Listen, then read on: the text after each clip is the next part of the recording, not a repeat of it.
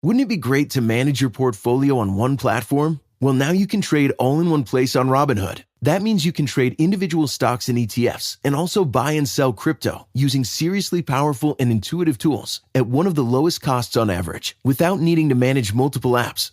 Robinhood makes withdrawing and depositing crypto seamless. Send crypto to your Robinhood account or send crypto from your Robinhood account to other wallets without deposit or withdrawal fees from Robinhood. Trade all in one place. Get started now on Robinhood. Trading crypto involves significant risk. Crypto trading is offered through an account with Robinhood Crypto LLC. Robinhood Crypto is licensed to engage in virtual currency business activity by the New York State Department of Financial Services. Crypto held through Robinhood Crypto is not FDIC insured or SIPC protected. Network fees may apply to crypto transfers. Crypto transfers may not be available to all customers. Investing involves risk, including loss of principal. Securities trading is offered through an account with Robinhood Financial LLC, member SIPC, a registered broker-dealer. Brace the rudders! Raise the sails! Raise the sails! Captain, an unidentified ship is approaching. Over. Roger. Wait, is that an enterprise sales solution?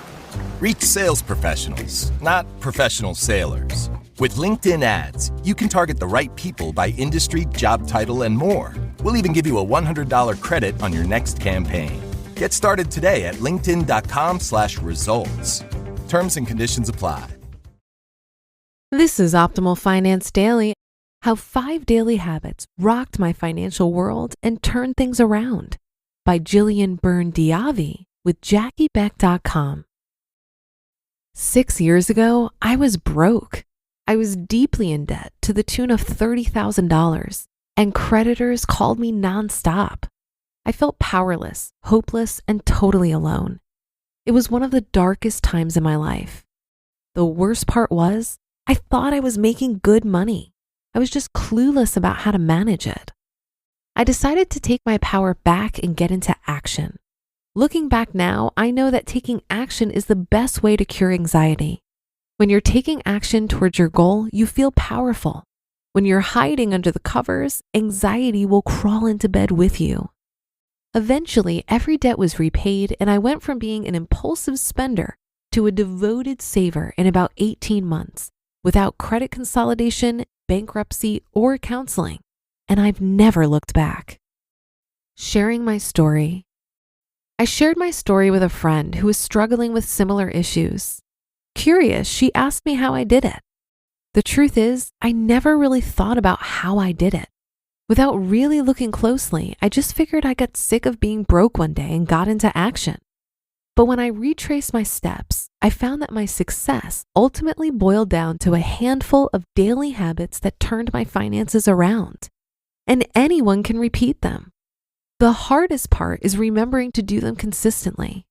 So here are the 5 habits I adopted that got me on the road to financial recovery for good.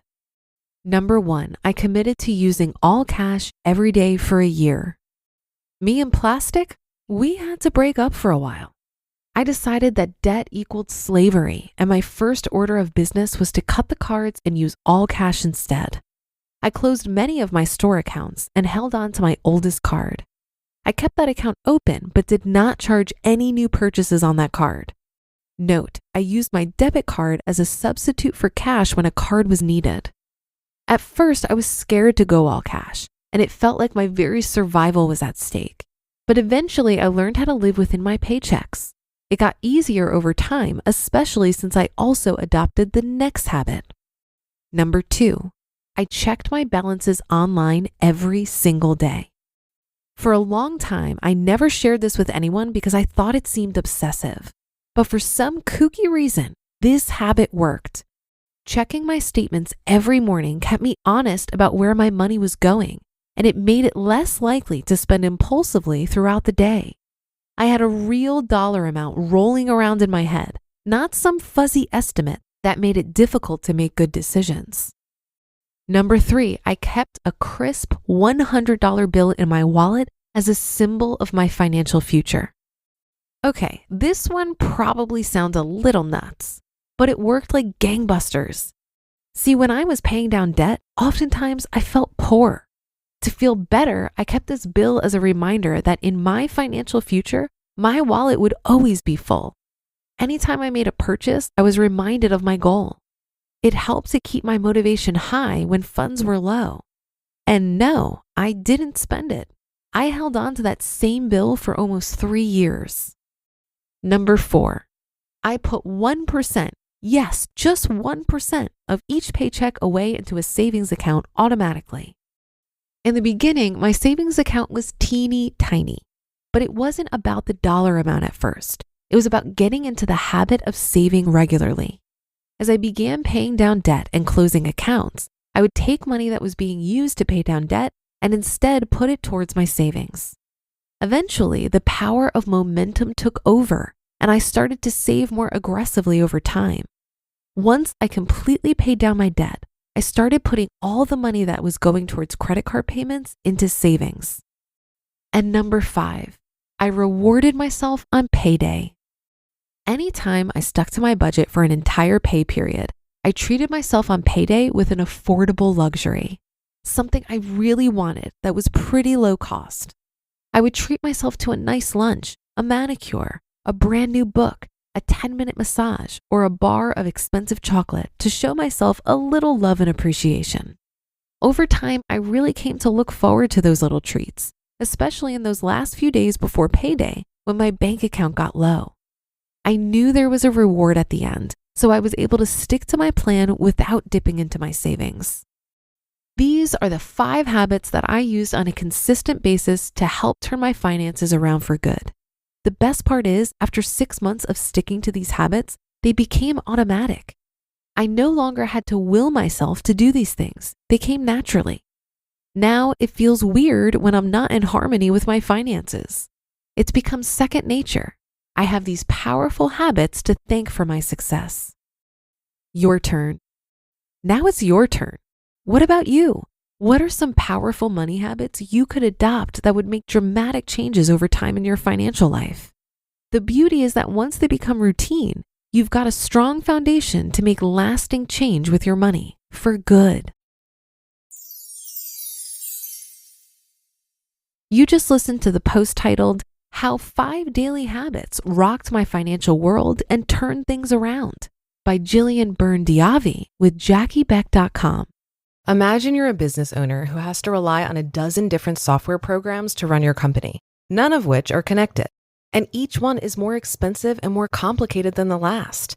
It can be pretty stressful. Now imagine Odoo. Odoo has all the programs you'll ever need, and they're all connected on one simple, easy-to-use platform, giving you peace of mind that your business is always being taken care of from every angle. Odoo has user-friendly, open-source applications for everything. We're talking CRM, accounting, inventory, manufacturing, marketing, HR, and everything in between. Basically, if your business needs it, Odoo's got it. Odoo sounds pretty amazing, right? So stop wasting your time and money on those expensive, disconnected platforms and let Odoo harmonize your business with simple, efficient software that can handle everything for a fraction of the price. It doesn't get much better than that. So what are you waiting for? Discover how Odoo can take your business to the next level by visiting odoo.com. That's ODOO.com. Odoo, modern management made simple. The Jack Welch Management Institute at Strayer University helps you go from, I know the way, to I've arrived with our top 10 ranked online MBA. Gain skills you can learn today and apply tomorrow. Get ready to go from make it happen to made it happen and keep striving. Visit strayer.edu/JackWelchMBA to learn more. Strayer University is certified to operate in Virginia by Chev and has many campuses, including at 2121 15th Street North in Arlington, Virginia. I loved how Jillian described how she changed her mindset around money in this article. She reminds me of my own journey in that I had more of a money management versus an income problem. Many people put debt in the category of death and taxes. They believe it's just a necessary part of life.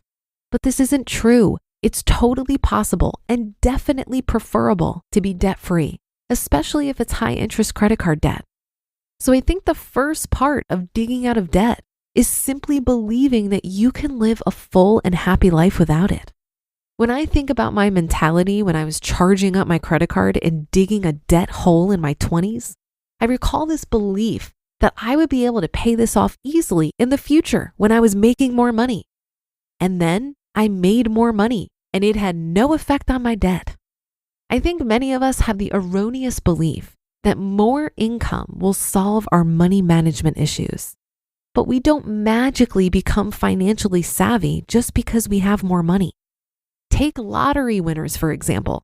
Whether they win 500 million or 1 million, about 70% of lottery winners will be back to the same financial position they were in before they won in 5 years or less. This is a pretty compelling statistic that demonstrates that money management trumps income. Another thing I noticed about accumulating credit card debt is that more often than not, I had the cash to pay for things, but I hated seeing the balance in my bank account decrease. So I put purchases on a credit card and paid the minimum. I didn't understand that compound interest was working against me, and what seemed like a manageable amount of debt in the beginning was going to explode into a pile of debt that would stress me out. So when you're considering buying something using credit, it would be helpful to remember that if you can't afford that thing with the cash you have now, you definitely won't be able to afford the compound interest that will accumulate later. And that should do it for today. Have a happy rest of your day, and I'll see you on the Thursday show tomorrow, where your optimal life awaits.